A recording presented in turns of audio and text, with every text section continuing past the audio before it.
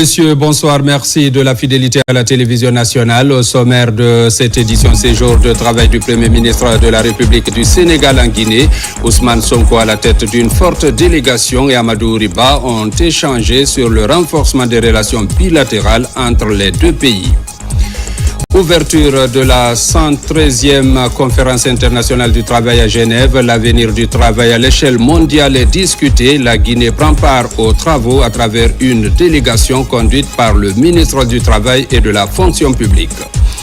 Tenue d'un tournoi international de randonnée d'endurance à l'île de Tamara, 13 pays de la sous-région ont participé à la compétition. La clôture, qui a connu la présence des membres du gouvernement, était présidée par Dr Dansa Kourouma, président du CNT.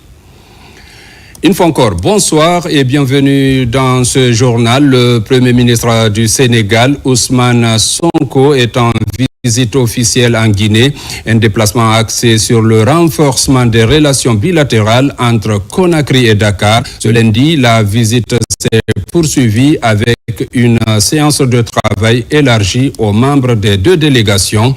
À l'issue de la rencontre, les deux premiers ministres ont animé un point de presse au cours duquel ils ont réaffirmé leur détermination à bâtir un partenariat durable. Le point avec Ousmane Bangoura. Primature, cadre du premier temps fort de cette visite du Premier ministre sénégalais Ousmane Sonko. Un tête-à-tête entre les deux premiers ministres.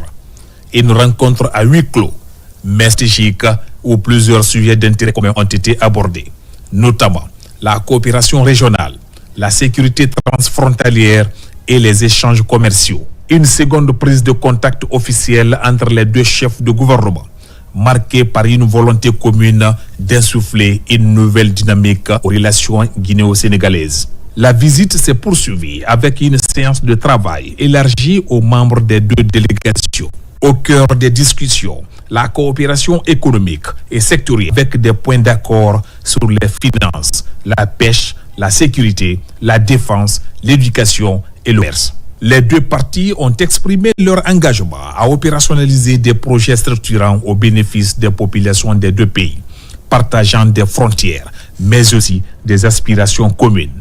La rencontre s'est clôturée par un point de presse conjoint, au cours duquel les deux premiers ministres ont salué la convergence de vues et réaffirmé leur détermination à bâtir un partenariat exemplaire entre la Guinée et le Sénégal. La visite du Premier ministre de la République du Sénégal en Guinée a été une occasion de raffermissement de nos relations entre les deux gouvernements, mais surtout entre les deux peuples qui sont liés par des relations séculaires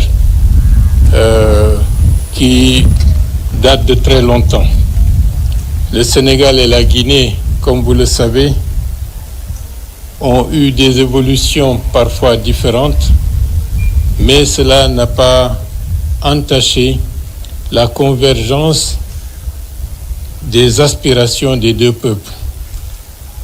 Aujourd'hui, il nous appartient, en tant que responsables dans le cadre de la gestion de nos pays respectifs, d'apporter des réponses concrètes à la nécessité absolue de répondre aux défis du sous-développement, aux défis concernant une population largement jeune qui attend énormément des gouvernants. D'où la nécessité d'innover, de réfléchir et de s'inspirer des meilleurs exemples dans le monde pour que dans cet espace sous-régional, que nous puissions créer des dynamiques permettant de faire émerger un pôle de stabilité, un pôle de développement, un pôle de fraternité par une intégration réussie de nos économies et de nos institutions et de nos infrastructures. La relation, elle est saine, elle est solide. Et comme je l'ai dit à l'entame de mon propos, elle est d'abord portée par les peuples, puisqu'il y a beaucoup de ressortissants sénégalais établis en République de Guinée et beaucoup de ressortissants guinéens établis en République du Sénégal. Et de part et d'autre, ces ressortissants sont très bien traités. Nous devons continuer à parler à nos populations, à les sensibiliser qu'au-delà des frontières ici du découpage colonial, nous formons un seul et même peuple et nos destins sont liés. Forte ensuite de par l'impulsion qu'à travers les générations, les chefs d'État lui ont donné cette relation, mais que nos deux chefs d'État actuels, son Excellence le président Mamadi Doumbouya et son Excellence le président Bassirou Diomaye Faye, ont décidé d'approfondir. Je suis venu discuter avec mon homologue sur les voies et moyens de faire un saut quantitatif et qualitatif en mutualisant nos moyens, nos ressources pour pouvoir ensemble et de manière complémentaire construire un développement partagé. Je suis très ravi et très réjoui d'être là et je pars satisfait en étant conscient qu'aujourd'hui nous avons jeté la graine d'une coopération renouvelée, mais surtout d'une coopération qui va nous permettre tous ensemble d'accélérer notre développement et d'offrir à nos populations un mieux-être, une meilleure offre en biens et services publics. Un séjour riche en engagement économique. La Guinée et le Sénégal entendent désormais joindre leurs efforts pour une coopération renforcée, durable et mutuellement bénéfique. Dans l'actualité encore, au siège des Nations Unies à Genève, en Suisse, s'est ouverte ce lundi 2 juin 2025 la 113e conférence internationale du travail. Ce rendez-vous planétaire sur l'avenir du travail à l'échelle mondiale regroupe les délégués des gouvernements, des employeurs et des employés des 187 États membres de l'OIT.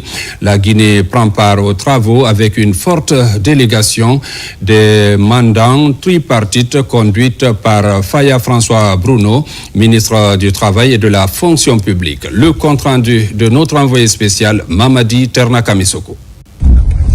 C'est le plus grand rendez-vous annuel sur l'avenir du travail à l'échelle mondiale. Pendant 2 semaines, les délégués des gouvernements, des employeurs et des employés des 187 États membres de l'Organisation internationale du travail OIT ont du pain sur la planche. En plus du renouvellement de l'organe dirigeant et de l'approbation du budget de l'OIT, l'édition 2025 focus sur la numérisation de l'économie qui constitue une véritable préoccupation de tous ici. Ce qui est très intéressant, c'est qu'aujourd'hui, les problématiques et les visions convergent. Et le tripartisme se renforce à travers cette session d'ouverture à laquelle nous venons d'assister. Nous avons des questions cruciales qui vont être examinées et qui ont été rappelées dans l'ordre du jour de cette 113e session. Il s'agit des discussions sur les risques biologiques qui vont se poursuivre et cette fois-ci qui vont se consolider par une décision pour voir comment sa normalisation va être adoptée par les différents mandants parties. La Guinée, à travers ses représentants, prend une part active aux travaux des différentes commissions techniques. Une synergie d'action gouvernement, partenaires sociaux pour une amélioration continue de l'environnement de travail. Aujourd'hui, nous, mouvement syndical, nous nous estimons très heureux dans les différents travaux tripartites et au niveau du pays et à l'extérieur du pays. Ceci est dû à la paix sociale qui s'est instaurée entre les différents partenaires, au respect mutuel et à toutes les responsabilités de part et d'autre. Le patronat guinéen est membre de l'Organisation internationale des employeurs qui fédère tous les secteurs privés mondiaux. Nous avons assisté hier, dimanche 1er juin, au grand conseil d'administration de cette organisation internationale, afin de décider ensemble des grandes lignes et directives que nous allons apporter pendant cette conférence internationale du travail. Pendant ces assises, Faya François Bruno, ministre du Travail et de la Fonction publique, prendra la parole au nom de la Guinée pour réaffirmer l'engagement du pays à souscrire aux normes internationales du travail pour plus d'équité et de justice sociale et pour la promotion d'un travail décent pour tous dans le pays. Et puis cet élément qui vient de nous parvenir, le Premier ministre Ousmane Sonko a été reçu ce lundi 2 juin 2025 par le chef de l'État au palais présidentiel. Cette rencontre a permis d'établir un dialogue constructif axé sur les axes stratégiques de coopération entre les deux nations. Forte d'une histoire et d'une culture commune, la Guinée et le Sénégal ont réaffirmé leur détermination à renforcer leur partenariat pour un développement durable durable bénéfique à leurs peuples respectifs. Fatoumata Kourouma, David Silla. En séjour en République de Guinée, dans le cadre d'une visite de travail et d'amitié, le Premier ministre de la République sœur du Sénégal, Ousmane Sonko, a eu l'honneur d'être reçu ce lundi 2 juin 2025 par le président de la République de Guinée, son Excellence, le général Mamadi Doumbouya. La délégation gouvernementale sénégalaise a été introduite auprès du chef de l'État par le Premier ministre, chef du gouvernement Amadou Ouriba, en présence du ministre secrétaire général de la présidence, général Amara Kamara, et du ministre secrétaire général du gouvernement, Benoît Kamano. Cette rencontre, empreinte de cordialité et de respect mutuel, a permis d'échanger sur les axes stratégiques de coopération entre nos deux nations. Les discussions ont mis en lumière une volonté commune de renforcer les partenariats dans des domaines clés pour le développement durable et la prospérité des deux peuples. Parmi les priorités abordées figure l'intensification de la collaboration dans les secteurs de l'économie, de l'énergie et des échanges commerciaux. Quand un Sénégalais vient en Guinée, il vient d'abord en frère, en ami, et il se trouve chez lui, comme l'a rappelé tantôt le président Doumbouya. Nous avons pu en profondeur traverser un certain nombre de problématiques extrêmement essentielles pour nos deux pays. À l'issue des travaux que nous sommes rendus au palais pour rencontrer son Excellence le président Doumbouya et échanger avec lui présenter les axes de nos discussions et recueillir ses observations et sa bénédiction. Nous sommes très heureux de l'accueil très positif qu'il a réservé à ses travaux, à ses orientations et de l'approbation qu'il en a faite. Le président Doumbouya est un ami, il est un frère que j'ai connu bien avant notre accession au pouvoir, quand nous étions encore dans l'opposition. Un homme avec qui nous échangions beaucoup et c'est un plaisir de le retrouver ici. Donc c'est un plaisir de le revoir, toujours avec la même chaleur, la même spontanéité. C'est un frère que j'ai trouvé, avec lequel nous avons discuté dans le cadre de l'audience élargie, mais ensuite en tête-à-tête. Et je le remercie pour ses égards, je le remercie pour cet accueil, mais surtout, je sors d'ici extrêmement satisfait sur l'appréciation très positive qu'il a faite de la mission qui m'a conduit ici, mais également des conclusions auxquelles on a abouti, Monsieur le Premier ministre, moi-même et nos deux gouvernements. La visite du Premier ministre Ousmane Sonko en Guinée est une chose tout à fait naturelle. Nous aurions voulu se trouver bien avant cela, parce qu'il est indéniable que la destinée des deux pays, la Guinée et le Sénégal, ce sont des destinées qui vont dans le même sens. Et la réalité historique, géographique, humaine fait que nous devons travailler la main dans la main. Et c'est cela que nous devons consolider, trouver les formes les plus adaptées pour avancer dans une dynamique réellement constructive, efficace et durable pour renforcer la coopération et renforcer les intégrations dans tous les domaines entre les deux pays et même voir au-delà. Le Sénégal et la Guinée, en tant que partageant une histoire et une culture profonde, ont un rôle essentiel à jouer dans l'intégration régionale. À travers des projets communs, les deux pays ont exprimé leur souhait de continuer à fluidifier les échanges transfrontaliers et développer des mécanismes facilitant la libre circulation des biens et des personnes.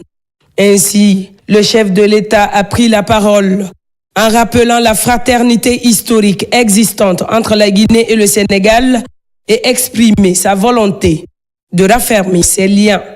Dans un esprit panafricain, il a également souligné que la main de la Guinée reste tendue à tous ses frères africains.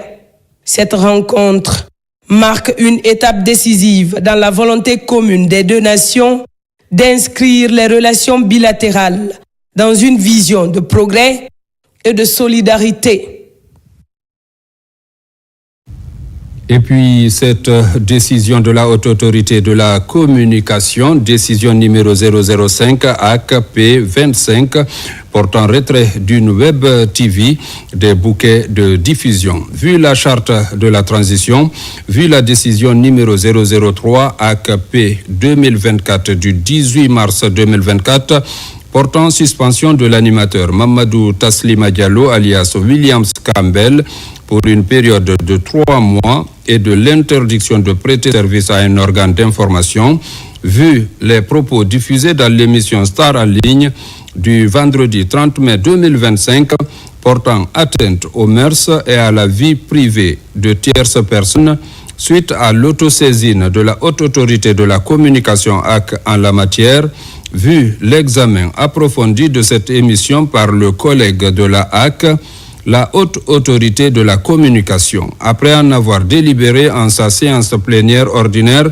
du lundi 2 juin 2025, décide le retrait de la chaîne West Africa TV, Web TV, des bouquets de diffusion pour atteinte aux mœurs et insuffisance professionnelle avec effet immédiat. Ce, conformément aux dispositions de l'article 44 de la loi organique L 2010-02 CNT du 22 juin 2010 portant liberté de la presse en République de Guinée. 2. Ordonne aux sociétés de distribution Canal Plus Guinée et Star Times Guinée l'application stricte de cette décision. 3. La présente décision, qui prend effet à compter de la date de sa signature, sera enregistrée et publiée au journal officiel de la République. Conakry, le 2 juin 2025, la HAC. Au Forum des jeunes pour la promotion de l'Union africaine qui s'est tenu à l'université de Nongo de Conakry, une nouvelle génération se lève pour bâtir l'unité africaine par l'action. Le thème de la rencontre, qui a porté sur la problématique de la participation des jeunes aux activités de l'Union africaine, a permis à ces jeunes de revendiquer leur place aussi dans le présent. Compte rendu, Maïmouna Bella Diallo, Zézé Guilavogui. En Afrique, plus de 60% de la population a moins de 25 ans. Pourtant, les jeunes restent souvent écartés des espaces de décision. Face aux défis du chômage, des inégalités, de l'insécurité ou encore de l'accès à l'éducation, la jeunesse africaine veut faire entendre sa voix. Au Forum des jeunes africains pour la promotion de l'Union africaine, ils prennent la parole pour construire l'Afrique qu'ils veulent. L'Afrique que nous voulons ne sera pas construite sans nous. Nos voix, nos idées et nos actions sont la clé pour répondre aux défis de notre temps. Ce forum est le point de départ d'un mouvement plus grand, un mouvement qui place la jeunesse au centre des décisions et solutions. Malgré leur énergie et leur créativité, les jeunes se heurtent à des obstacles.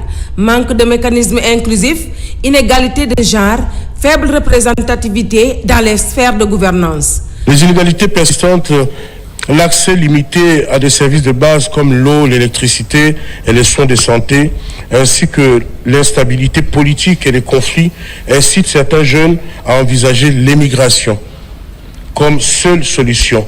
L'exode vers l'Europe, l'Amérique du Nord ou même d'autres régions d'Afrique est souvent vu comme une échappatoire à un avenir incertain. Pour transformer le continent, les jeunes misent sur l'action, agir localement, penser globalement, créer des réseaux, collaborer, faire du plaidoyer, proposer des politiques publiques inclusives. En septembre, la Guinée accueillera le forum qui prévoit de faire appel aux jeunes africains afin qu'ils viennent échanger avec la jeunesse guinéenne sur les enjeux liés à l'agriculture, à la jeunesse africaine et à l'entrepreneuriat des jeunes. Mobilisation gouvernementale ce lundi pour la migration vers le budget programme. Le processus fait du chemin et l'administration publique doit se l'approprier. Une cinquantaine de hauts cadres consolident déjà leurs compétences en la matière.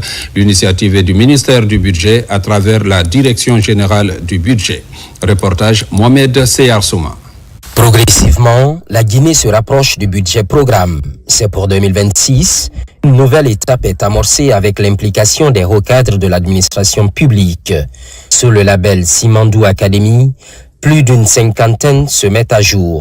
Finalité, la migration réussie du budget classique vers le budget programme. Le budget programme sera l'outil opérationnel de mise en œuvre du programme Simandou 2040. Car chaque ligne est associée à une action qui, à son tour, est associée à un objectif donné.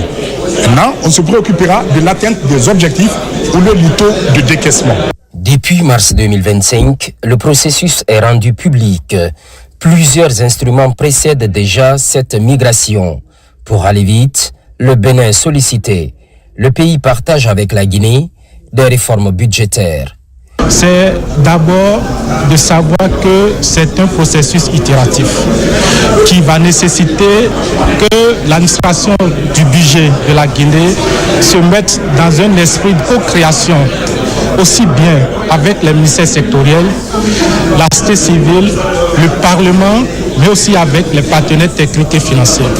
C'est une dynamique qui rassure tous les acteurs de la société, ce qui fait qu'au bout de la chaîne, on a forcément de bons résultats. Les résultats certes, mais cela repose sur l'efficacité et la transparence. Le calcul est précis.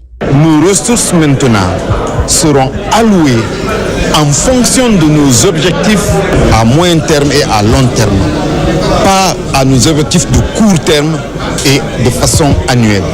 Et c'est pourquoi nous avons estimé qu'avant toute chose, il faut commencer par la fondation, à savoir le renforcement des capacités des hommes et des femmes pour mieux mener cette réforme et ce basculement budget de moyens à un budget programme. Donc ça permettra de diversifier nos sources de financement tout en maintenant un endettement modéré inférieur à 40%. Le passage au budget programme introduit également des nouveaux mécanismes de gestion, notamment la désignation des responsables des programmes chargés de définir les objectifs annuels via le projet annuel de performance et d'en rendre compte via le rapport annuel de performance. Pratiquement, ce mois de juin sera consacré à l'appropriation du budget programme. Principale cible, les cadres sectoriels de l'économie et certains secrétaires généraux des départements ministériels. La Guinée lance ce lundi 2 juin les activités du mois de l'enfant 2025.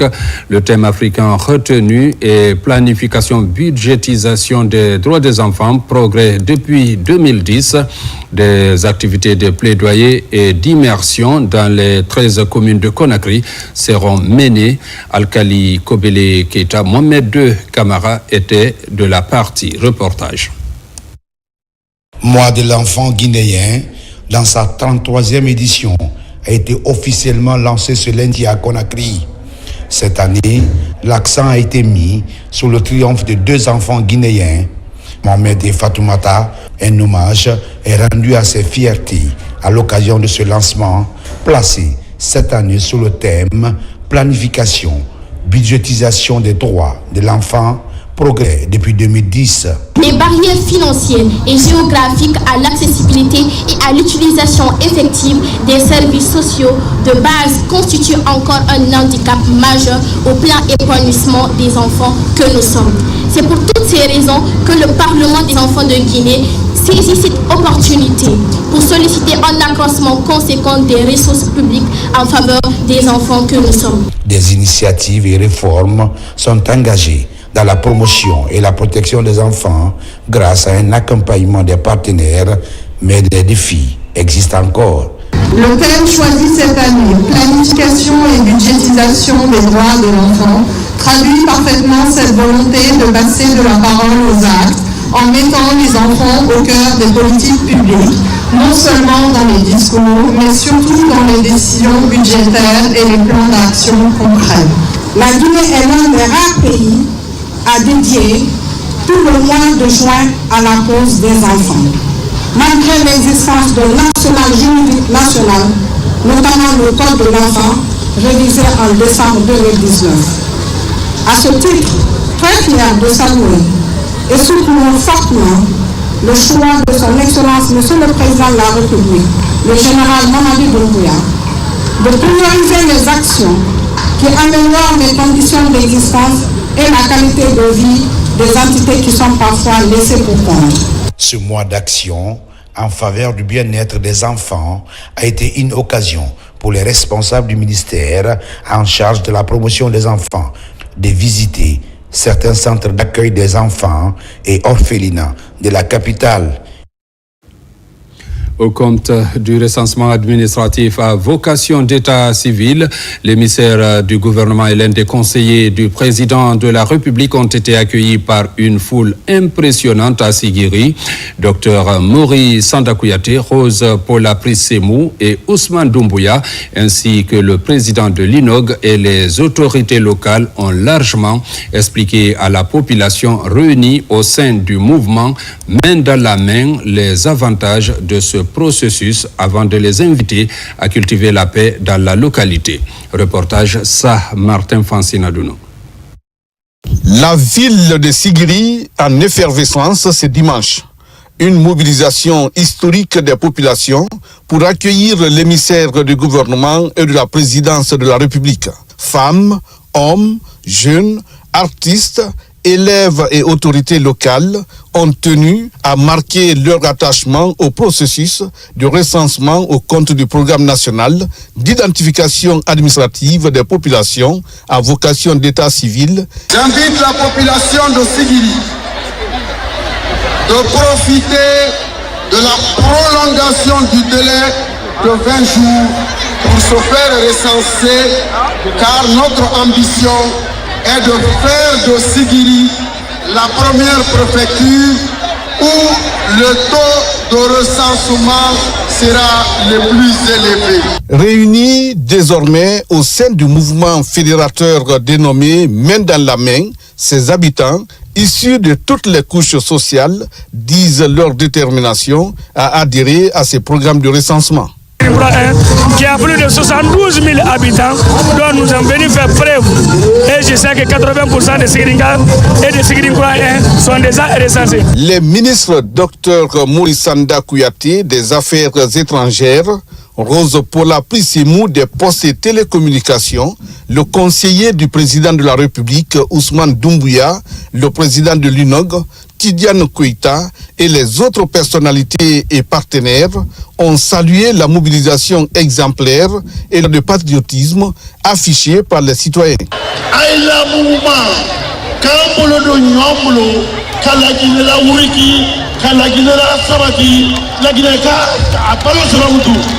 Votre mouvement main dans la main, que vos efforts continuent à faire avancer la Guinée. Ce processus de recensement est enclenché par le président de la République pour lui permettre de planifier le développement, de connaître le nombre de la population, pour qu'en cas de projet, que tous les Guinéens puissent en bénéficier. La visite de l'émissaire du gouvernement et du conseiller du président de la République à Syrie a été bien plus qu'un simple déplacement. Elle a été un moment de communion, d'explication claire du projet crucial de recensement et de mobilisation exemplaire des populations rurales pour la construction d'un État plus juste, plus inclusif et mieux organisé pour le bonheur des populations. À Kindia, les autorités de l'université de Foulaya ont réuni également les étudiants pour une sensibilisation sur le PNR-AVEC. Ils invitent ces derniers à se recenser afin de bénéficier de tous les avantages liés à l'administration. Reportage Alfaya Yassila. Les étudiants du campus universitaire de Kindia, à l'image des autres universités de Guinée, se sont mobilisés dans la salle de conférence pour une sensibilisation sur le programme national de recensement à vocation d'état civil en cours dans notre pays. La sensibilisation que nous faisons, c'est pour prouver à tout le monde que ce recensement, non seulement c'est pour permettre au pays de se développer, mais aussi au cas où il y a des échéances électorales, alors que la population participe massivement à ce processus. Le recteur de l'université de Kindia n'a pas manqué d'expliquer le caractère exceptionnel de ce programme de recensement dans notre pays. Puisque nous connaissons les enjeux et l'importance que revêt ce processus de recensement, le ministère de l'Enseignement supérieur, de la Recherche scientifique et de l'Innovation, sous l'égide de M. Alpha Bakar Bari, on a instruit à toutes les institutions d'enseignement supérieur de prendre toutes les dispositions pour renforcer les équipes qui sont déjà sur le terrain à l'intérieur du pays et même la capitale. La région de Kindia, en dehors de l'université, les autorités préfectorales, communales et régionales ont mis les bouchées doubles pour la réussite de cette opération de recensement. Au ministère de l'Enseignement technique et de la formation professionnelle, la ministre rencontre les nouveaux formateurs. Les échanges ont porté sur la qualification des programmes. Moussa Komara. C'est une visite aux allures d'inspection à l'école normale des professeurs d'enseignement technique et professionnel. La chef du département est venue prendre le pouls d'une institution stratégique, celle qui forme ceux qui formeront demain. Face à elle, des nouveaux fonctionnaires fraîchement recrutés par l'État en pleine immersion dans les cours de pédagogie de base. Leur mission, devenir des formateurs compétents et engagés, capables de porter la réforme du secteur technique. On ne peut pas vous demander de transmettre un savoir si vous n'avez pas la clé. Comment faire? Sachez que chacun pour nous a un rôle important à jouer. Donc, en fonction des profils, en fonction du niveau de chacun, on verra comment déployer les gens. Ce passage des salles en salle, au cœur même de l'apprentissage, met en lumière l'importance de cette première étape dans le parcours professionnel des futurs encadrants. Avant, on avait eu certaines formations dans nos universités, mais avec cette formation pédagogique, ça a comblé encore beaucoup de tout. À l'Ampette, cette visite est perçue comme une reconnaissance du rôle stratégique joué par cette institution dans la refondation de l'enseignement technique et de la formation professionnelle. Nous sommes en train d'assister à une dynamique de changement du système d'enseignement technique qui veut mettre maintenant le capital humain avant et qui veut valoriser le métier de formateur pour que l'enseignement technique ne soit pas au bas-côté de la rue. À terme, 962 formateurs sont visés par cette campagne de formation. Pour le département de l'enseignement technique, cette initiative s'inscrit dans une vision plus large, celle de revaloriser les métiers de l'enseignement technique à travers une formation initiale rigoureuse, centrée sur les compétences et les valeurs. Tenu à l'Université de l'Abbé de la 3e édition du Forum sur le développement web et réseau, une initiative du Club des jeunes programmeurs avec l'appui de l'université à travers le département informatique, un rendez-vous au numérique qui a mobilisé plusieurs adeptes du web durant 2 jours. Reportage Sarafdin Diallo, Marwan Kamara. La 3e édition du Forum sur le développement web et réseau s'est tenue à l'Université de l'Abbé sous le thème « L'impact de la digitalisation sur l'économie guinéenne, enjeu de la puissance numérique pour un développement assuré ». Une édition marquée par plusieurs innovations. La particularité de cette 3e édition, c'est juste parler de la tendance actuelle, l'intelligence artificielle et surtout l'impact de la digitalisation sur l'économie guinéenne. Pendant 10 jours, panels, formations et témoignages ont rythmé cet événement consacré au numérique. Durant ces 2 jours, j'ai appris beaucoup de choses, en commençant par la formation que j'ai suivie qui est Odoo. Odoo peut nous permettre ici de créer un site, des sites web, ça peut nous créer des applications.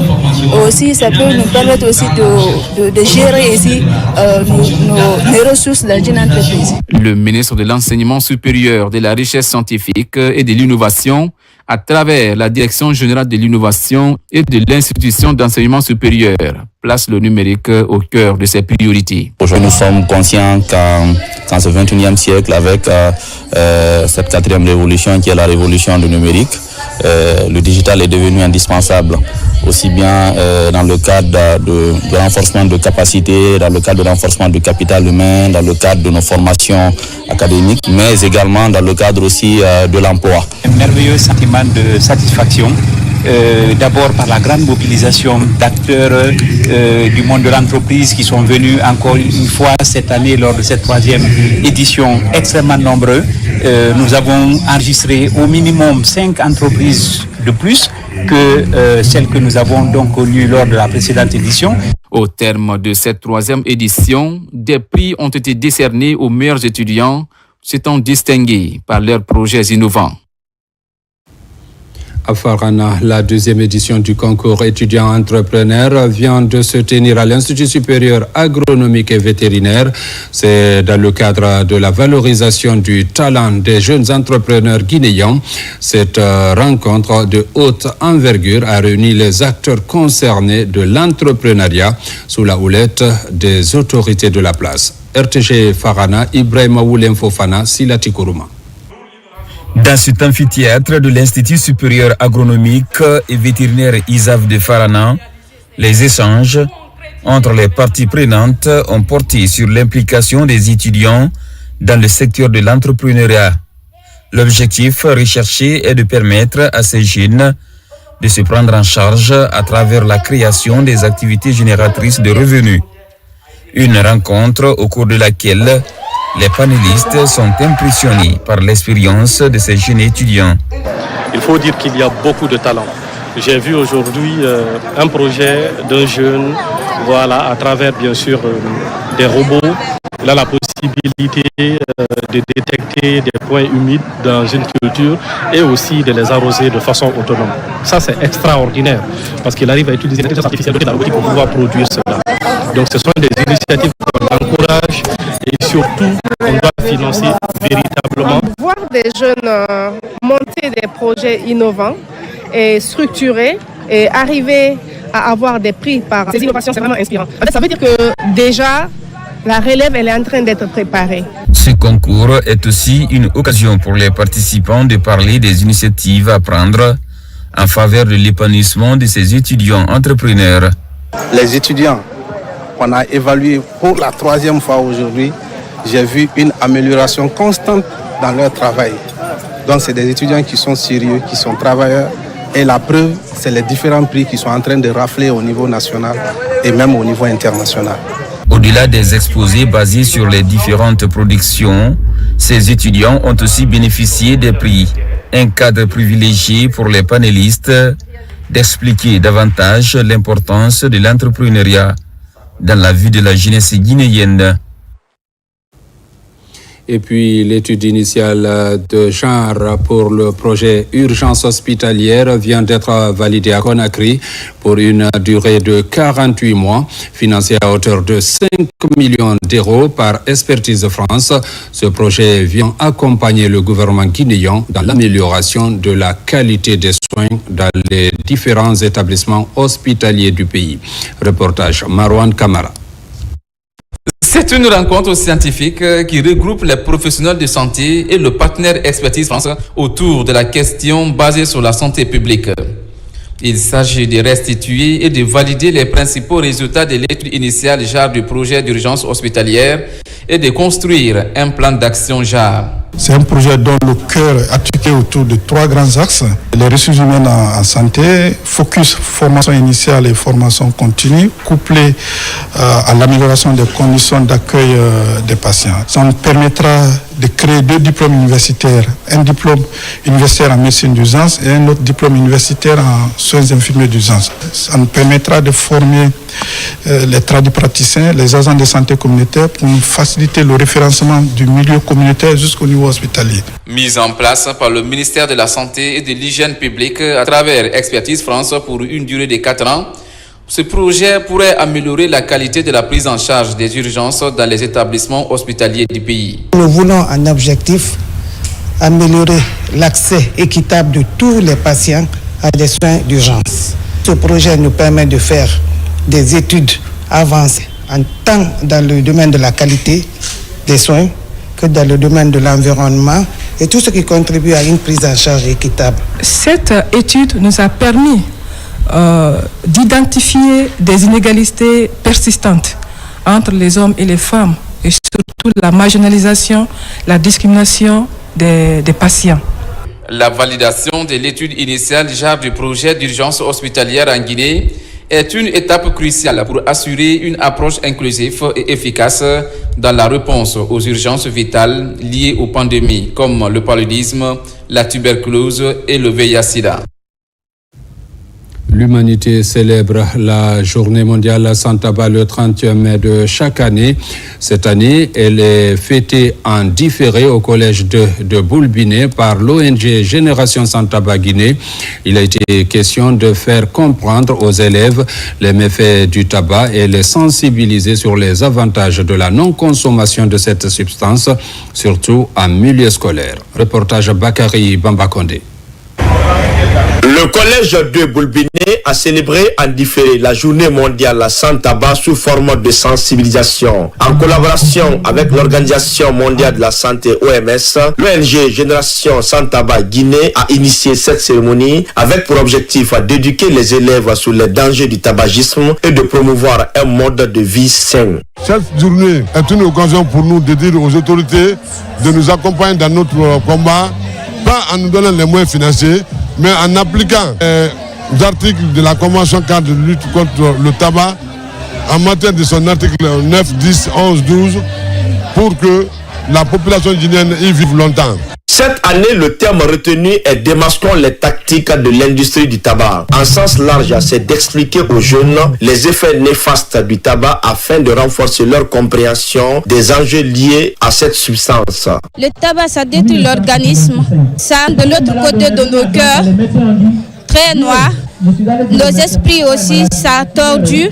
Ça nous fait penser à des mauvaises choses. À date, la région africaine compte 61 millions de consommateurs de tabac et plus de 146 000 décès par an sont attribués au tabagisme selon l'OMS. L'Organisation mondiale de la santé attire l'attention et recommande aux pays de renforcer la sensibilisation, notamment au sein de la population jeune, pour d'une part les protéger contre le tabac et de l'autre part pour qu'ils soient des messagers auprès des familles pour demander aux parents d'arrêter de fumer. La célébration de la journée mondiale sans tabac au collège de Boulbiné a permis de sensibiliser à l'importance d'une vie sans tabac. Grâce aux efforts collectifs, cette initiative de la génération sans tabac Guinée marque un pas vers une génération plus saine et informée sur les dangers du tabac. Lancement aussi en Guinée du Forum régional des femmes dans le secteur de l'énergie, une plateforme régionale de promotion et de valorisation des talents féminins. L'idée est de renforcer le développement professionnel, l'entrepreneuriat, l'éducation et le plaidoyer pour le changement de mentalité. Reportage Falilou Diallo et Eugène Dounamou. En Guinée, malgré certains paradigmes, les femmes prennent une part active aux installations et à la promotion de l'électrification du pays. Déjà nombreuses sont parmi elles à intégrer le système de la métallurgie et autres secteurs sensibles. Ce forum compte ainsi valoriser le talent féminin. J'ai participé, j'ai coordonné à le projet d'électrification de 26 préfectures ici en Guinée sur les 33. Donc la pose des compteurs dans beaucoup de préfectures, notamment Kankan, le renforcement de la centrale de Kankan, le renforcement de la centrale thermique de Sigiri, je les ai fait avec fierté. C'est des secteurs où les femmes sont moins représentées, c'est pas facile. Mais il faut quand même foncer. Il faut croire, ça fait au moins 10 ans d'expérience dans ce domaine. À travers cette initiative, le Forum des femmes dans le secteur de l'énergie se veut une plateforme de promotion et de valorisation, mais surtout d'inclusion des femmes dans ce secteur stratégique pour le développement. Et les femmes sont plus que jamais engagées à relever les défis. Nous avons l'éducation, promouvoir l'estime. L'estime, c'est la science, technologie, ingénierie et les mathématiques. Et donc ça, on a un programme, aller dans les écoles, encourager les jeunes filles pour opter pour ces options. Parce qu'actuellement, les jeunes filles, elles ne sont pas nombreuses dans les sciences data. Chez nous, de manière générale, ce n'est pas évident. Ce n'est pas seulement en Guinée qu'il y a ces tabous-là, ces préjugés. C'est dans tous les secteurs où vous avez moins de femmes. Dans la médecine, dans le domaine de la justice, dans le domaine... Dans tous les domaines, la comptabilité, vous avez moins de femmes expertes comptables, vous avez moins de femmes qui sont avocates, vous avez moins de femmes qui sont huissier de justice. Des projets et programmes sont annoncés par le Faroé pour accompagner les femmes dans leur épanouissement. Cet événement marque également le lancement du Forum des femmes dans l'énergie en Guinée. Les grandes pluies s'annoncent. Mouvement de jeunes et spécialistes en la matière multiplient les efforts pour assainir les lieux publics et rendre propres les quartiers. Cette synergie d'action permet de donner une autre image à la capitale, mais aussi éviter les maladies liées à l'insalubrité. Reportage Moussa Bangoura. La saison des grandes pluies s'annonce. Pour éviter d'éventuels cas d'inondation et de maladies liées à l'insalubrité, le mouvement Espoir engage une bataille sans merci contre les ordures, en synergie avec la jeunesse du quartier Bonfi-Routière, commune de Matam.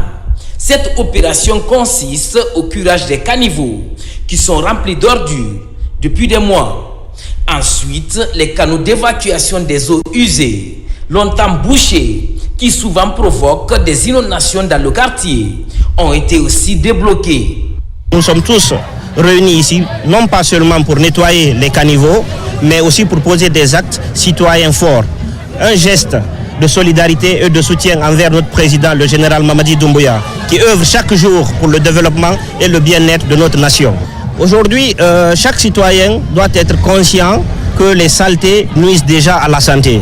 À Kaloum, la Guinéenne du nettoyage en hauteur, Sublime Clean Service, est aussi sur le terrain. L'exercice se déroule en pleine soirée. Cette autre forme d'assainissement permet de nettoyer la chaussée et les rues. Au nom de la citoyenneté, nous avons décidé de rendre notre ville Conakry propre et par des actions. Et on a plusieurs planifications dans ce cadre-là. Je tiens très sincèrement à remercier la mairie de Kaloum qui nous a aidés et qui nous a accompagnés à faciliter cette opération aujourd'hui. Je tiens à remercier cette grande entreprise qui est venue rendre la ville de Kaloum aujourd'hui propre, qui abrite aujourd'hui Monsieur le Président de la République, le général Mamadi Doumbouya, qui encourage cette activité depuis belle lurette. On ne fera que les remercier et les encourager. Considérée comme leader dans ce domaine, cette entreprise effectue souvent des grands travaux de nettoyage dans plusieurs services et lieux publics, comme ici, au Monument National et les locaux du Palais du Peuple.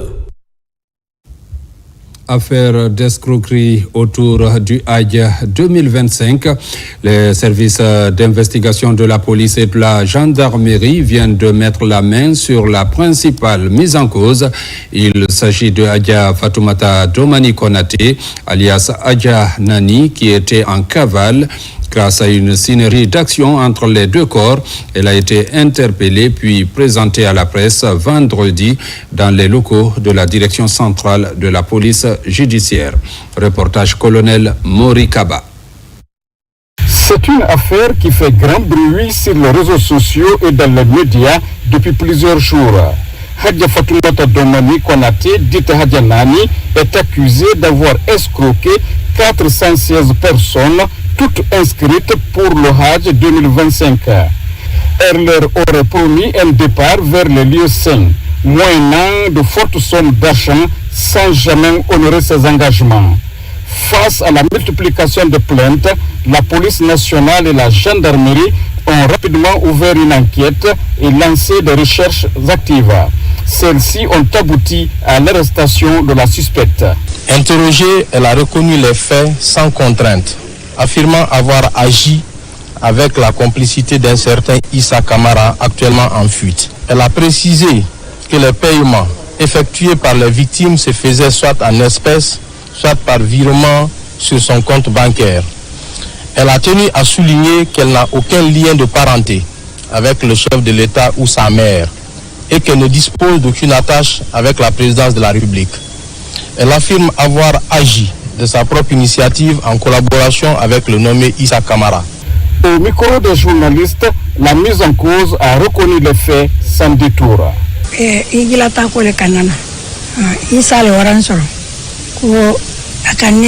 gens m'ont arnaqué. Ils m'ont fait croire que Hadja voulait envoyer des champs à la Mecque. Donc, ils m'ont dit de trouver des personnes au nombre de 416. Effectivement, j'ai trouvé ces personnes. Mais après, je me suis rendu compte que j'ai été arnaqué, ce sont des faux. Il s'agit de Sekou et de Issa Kamara. Ils m'ont menti sur la main du président. Et je me suis rendu compte que celle-ci n'en est rien pour cette affaire. Elle ne s'est jamais mêlée. J'ai eu juste affaire avec de fausses personnes. Et finalement, quand il y a eu du monde, j'étais obligé de fuir et aller me cacher. Le message que je lance à l'endroit, surtout du président de la République, c'est d'aider le groupe. Nous avons payé l'argent pas pour être retournés, nous avons payé l'argent pour aller accomplir notre devoir religieux, c'est-à-dire le pèlerinage. En attendant que la justice ne fasse son travail, les autorités appellent les victimes au calme et à la sérénité. Elles les invitent à faire confiance à la justice pour les rétablir dans leurs droits. La Fédération guinéenne de randonnée pédestre et sport pour tous a organisé sur l'île de Tamara le tournoi international de randonnée pédestre d'endurance avec la participation de 13 pays de l'Afrique de l'Ouest. L'équipe nationale guinéenne engagée dans cette compétition a valablement représenté le pays. La clôture a été présidée par le président du CNT. Images et commentaires Mangamori Kamara, Djibril Kamara. Cette année, ce sont les îles de Tamara qui ont abrité cette 4e édition de la randonnée d'endurance. Au compte de cette édition, 14 pays de la zone ouest de l'Afrique ont pris part à cette compétition. Les catégories juniors, seniors, vétérans 1 et 2 et super vétérans ont parcouru un circuit fermé d'une distance de 10 km. La Côte d'Ivoire est sortie championne d'Afrique et la Guinée est arrivée vice-championne de la compétition. Et j'étais déterminée, c'est pourquoi chaque jour, depuis qu'on m'a dit qu'il y avait compétition aujourd'hui, chaque jour j'ai parti faire du sport pour que je puisse être la première. Et j'ai assuré aussi. Nous avons rimé sur un triptyque sport, culture et tourisme. Et c'est ce que nous avons vu au niveau de l'île de Tamara. J'ai vu une île remplie de beaucoup d'amour. La participation massive de la population pour soutenir cette discipline sportive est remarquable. Les autorités ont également rehaussé de leur présence à ce marathon. Nous avions identifié l'île de Tamara comme un parcours et il fallait expérimenter le parcours et ça permet aussi sur le plan de destination de communier avec les communautés de Tamara et nous avons découvert une île nature, sans voiture, sans moto, évidemment propre. C'était ça l'objectif de la randonnée. Cette image est symbolique et ça veut dire que c'est la jeunesse qui doit être fière aujourd'hui. Qu'au plus haut sommet de l'État, le sport fait partie de la vie. Et une vie sans sport est une vie qui conduit tout droit à la tombe. Nous sommes fiers d'accompagner M. le ministre sous la haute clairvoyance de son excellent M. le Président de la République. Les autres nationalités qui sont là, nous les demandons de transmettre à leurs autorités respectives les salutations fraternelles et respectueuses et la reconnaissance africaine des autorités guinéennes, du peuple guinéen à l'endroit de leurs dirigeants et de leur population. Dans cette compétition, 56 athlètes ont compéti pour 14 pays. La Côte d'Ivoire est championne avec 6 médailles, dont 4 d'or. La Guinée est deuxième avec 7 médailles, dont 2 médailles d'or. Les vainqueurs de ce tournoi sont qualifiés pour la Coupe d'Afrique de randonnée d'endurance prévue à Abidjan en 2026. Mesdames, Messieurs, c'est la fin de cette édition. Merci à vous qui nous suivez du côté de Bokeh comme partout ailleurs dans le monde. Bonne suite de programmes sur la télévision nationale.